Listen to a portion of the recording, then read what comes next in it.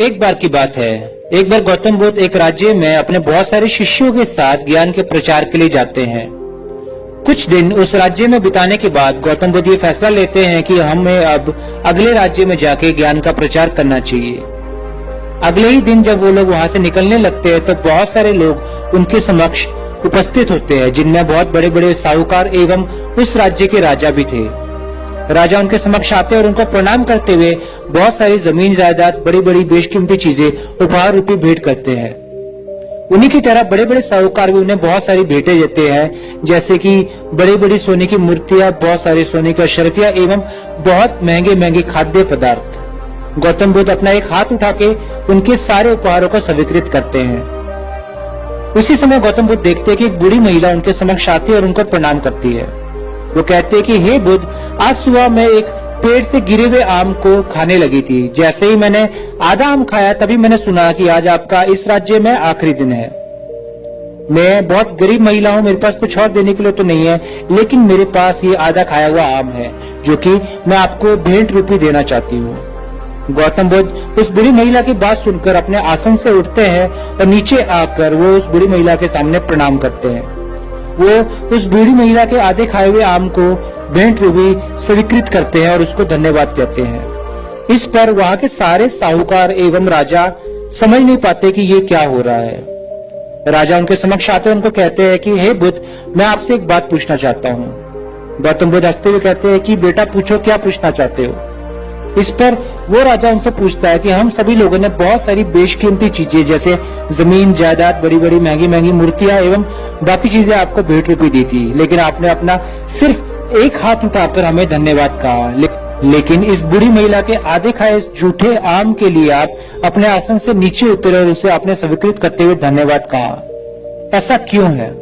इस पे गौतम बुद्ध मुस्कुराए। उन्होंने कहा कि बेशक मैंने इस बुरी महिला के आधे खाए हुए झूठे आम को लिया है, लेकिन आप सभी को एक बात सुननी पड़ेगी और उस बात को आपको अच्छे से समझना भी पड़ेगा।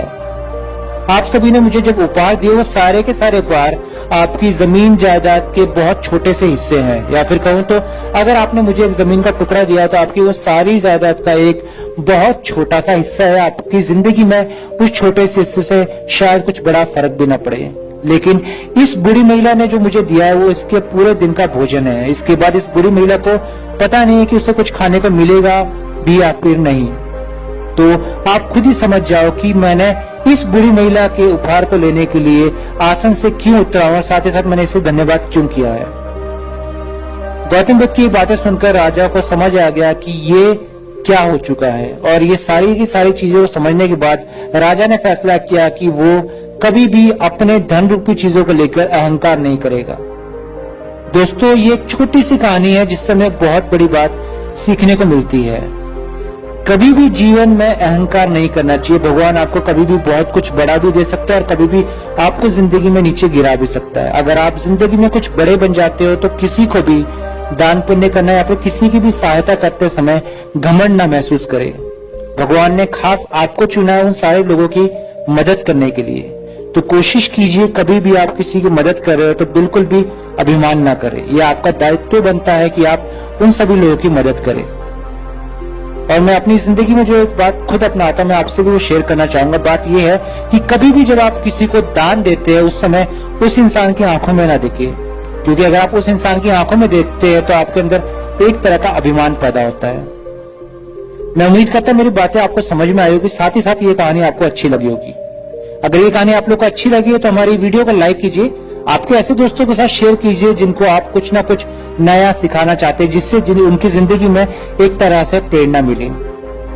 अगर आपको हमारी वीडियोस देखना पसंद आ रहा है तो हमारी वीडियो को देखते हुए हमारे चैनल को सब्सक्राइब करना ना भूलें, साथ ही साथ बेल आइकन जरूर दबाएं। बेल आइकन दबाने पर हमारी अगली आने वाली वीडियोस की नोटिफिकेशन आपको जरूर मिलेगी। तब तक के लिए धन्यवाद।